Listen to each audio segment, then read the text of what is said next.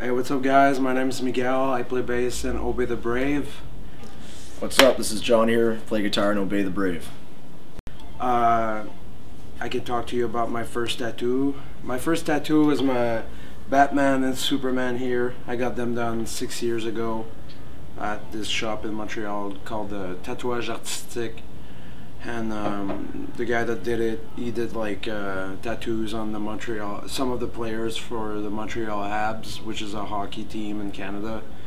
So he was pretty legit, you know, this old guy. I had a good experience with him. That's part of why it made me love tattoos, because like right there it didn't hurt as much, and I guess I got to like them because it wasn't that painful. And I got one other like 2 months after, and then you know, it just became like an addiction for me. I love the way they look. I love the way you know, like I even like the feeling of it sometimes. So it's just that's just it. My first tattoo was probably when I was 17. I got just some stars on my chest. They've been covered up now, but yeah, it was a long time ago. They were kind of shot, so I got them covered up.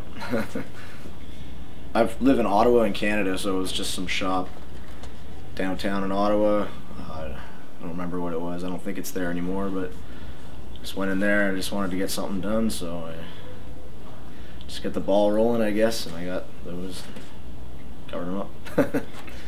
And then since I was a young kid, I've always been drawing, and I knew that one day in my life I would have a job using my drawings. I didn't know, maybe I would have been a graphic designer, or you know, have some other job that requires drawings in it. And then I started getting tattoos, and then I knew this guy that had a shop, and he saw my drawings and was like, "Hey, have you ever like thought about being a tattoo artist?" And I was like, "No, but it sounds like a pretty cool idea."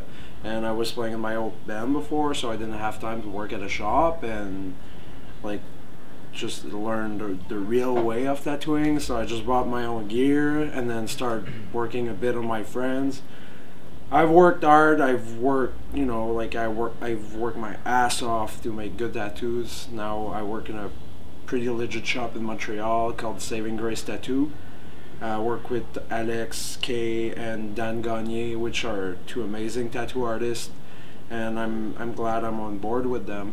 And that's it. I've always been fascinated with them. I like art, so it's a form of art. I don't know. They look cool. My opinion, obviously I like them. If I didn't like them, I'd be fucked. So I'm stuck with them. No. They're good. I think they're cool. Some of them tell stories, some of them don't. Some of them just look cool, some of them look bad. Sometimes bad tattoos are cool. I don't know, I like them. As far as stories, well, on my wrist here, I've got OTB, for Obey the Brave, because it's, you know, it's part of my life now, and I did it because I knew that it would mean a lot to me, and that, you know, I was embarking myself in a pretty big adventure, so I didn't want to, you know, I want this to work, and I know like it's gonna work out pretty good for the coming years, so having it on my body means a lot. And if I can pick another one, well, the Batman, Superman, like since I'm a young boy, it's like some of my favorite superheroes. So they've always, you know, I've always liked all their movies, and like even the old cartoons, I love them. I've got the seasons on DVD, and it's just been part of my when I was just a kid, when I was young. Oh, people always ask like, "Oh, what does that mean?" Doesn't mean anything. It's just cool. I like the art. I like Japanese art, so I got this arm Japanese. Miguel started to do this arm Japanese as well with his boss or coworker Dan. I don't know, I just like them. There's like, I have this one on my wrist. It's the logo for the band AFI. Back in the day, I know they're different now, but when they were a punk band, a hardcore band in the early to mid 90s, they were like a really influential band for me, and even into the late 90s. So that's meaningful, I guess. Helped shape my music career. That's what I like. Miguel did that one too. So that's most of my tattoos that Miguel did.